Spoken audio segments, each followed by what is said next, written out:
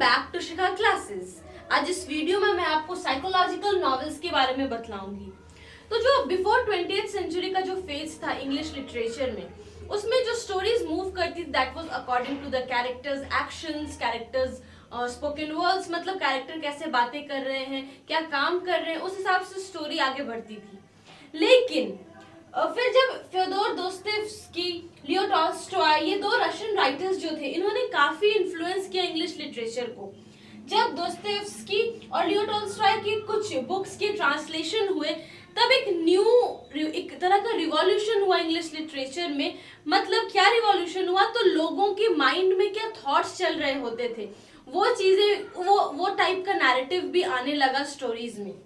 तो इनका एक फेमस है crime and punishment, famous novel है। टॉल्स्टॉय का फेमस नॉवेल है वॉर एंड पीस। तो एक वो नैरेटिव स्टाइल आखिर है क्या, तो जो कैरेक्टर्स हैं, हम नॉर्मली जब हम बैठे होते हैं या कुछ करते हो तो हमारे माइंड में कुछ थॉट प्रोसेस चलता रहता है। तो इस थॉट प्रोसेस को भी बहुत प्रॉपरली एक्सप्लेन किया गया है उन स्टोरीज में। चाहे वो रैंडमली कुछ, मान लीजिए हम सोचते तो ऐसा कुछ सीक्वेंस में तो सोचते नहीं, कुछ सोच रहे फिर उससे रिलेटेड कोई और थॉट आया, तो जैसा है बिना अरेंजमेंट के जैसा जैसा विचार आ रहा है उसको उसी तरह से स्टोरी में या नॉवेल में लिखा जाए। चूंकि ये नॉवेल है तो ऑफकोर्स नॉवेल में उसी तरह से उस थॉट को मेंशन करना, that is a very important feature of psychological novel. यहाँ पे एक विलियम जेम्स मैंने नाम लिखा है, ये इसलिए क्योंकि William James was very important figure for the invention of psychological novel. क्योंकि विलियम जेम्स ने स्ट्रीम ऑफ कॉन्शियसनेस जो वर्ड है, जो टर्म है, इसको क्वाइन किया है। वो एक साइकोलॉजिस्ट थे और एक फिलोसोफर भी थे। अब स्ट्रीम ऑफ कॉन्शियसनेस क्या होता है ये मैं आपको आगे बताती हूँ। तो कुछ यहाँ पे पॉइंट्स है जो कि मैंने साइकोलॉजिकल नॉवेल के बारे में बतलाया है। अगर आप स्क्रीनशॉट लेना चाहें नोट्स के लिए तो you may take a screenshot. First point, the psychological novel, as the name suggests, has an interest in the innermost motives and desires of the character। जैसा कि नाम आपको बतला रहा है psychological, psychological means something related to your mind, to your brain. तो psychological novel, जैसा कि इसका नाम बतला रहा है, उसका इंटरेस्ट वो किस चीज से डील करता है, तो it deals with the inner most motives and desires of the character. मतलब एक साइकोलॉजिकल नॉवेल में जो इंपॉर्टेंट है वो है कैरेक्टर। प्लॉट इंपॉर्टेंट नहीं है, कैरेक्टर के एक्शंस इंपॉर्टेंट नहीं है। इंपॉर्टेंट है तो कैरेक्टर का क्या मोटिव है, क्या उसके अंदर इच्छाएं हो रही है, उसके माइंड में क्या थॉट्स, आइडियाज आ रहे हैं, वो इंपॉर्टेंट है।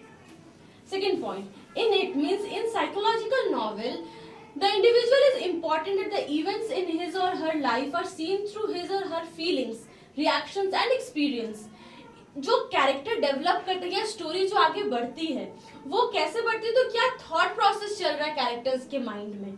तो इसीलिए एक साइकोलॉजिकल नॉवेल में इंडिविजुअल इंपॉर्टेंट होता है, मतलब कैरेक्टर इंपॉर्टेंट होता है, और उसके लाइफ में क्या इवेंट्स हो रहे हैं ये इंपॉर्टेंट होता है। और वो इवेंट्स को या किसी कैरेक्टर को आप कैसे देखते हो, तो through the reactions and experience and feelings of the character.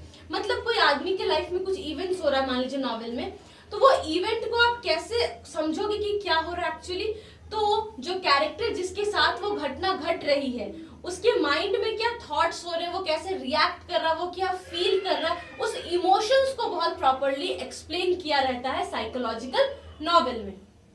तो of course plot is subordinate to character, मतलब कैरेक्टर्स के थॉट्स और फीलिंग्स को ज्यादा अच्छे से स्टोरी में डेवलप किया जाता है rather than plot. Fourth point, the technique used to illustrate characters' mentalities are stream of consciousness. Stream of consciousness is a very important feature of psychological novel.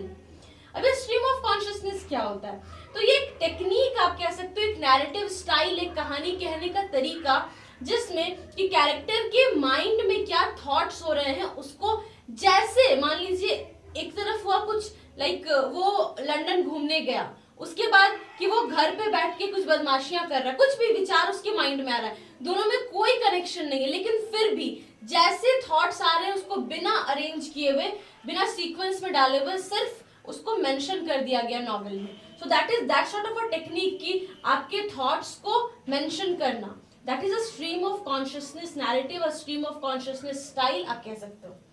और भी कुछ टेक्निक्स होते हैं, वो इंटीरियर मोनोलॉग और फ्लैशबैक्स।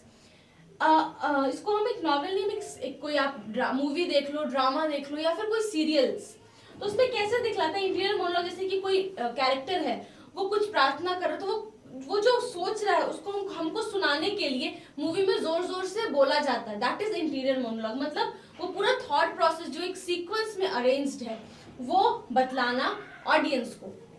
फ्लैशबैक्स कहते हैं, अगर आप मूवीज देखते होंगे तो एक हल्का सा डार्क टाइप का होता है, पुरानी बातों को कैरेक्टर याद कर रहा है, क्या क्या घटनाएं इवेंट्स उसके साथ हुए वो सब वो रिमेम्बर कर रहा है, दैट इज फ्लैशबैक्स।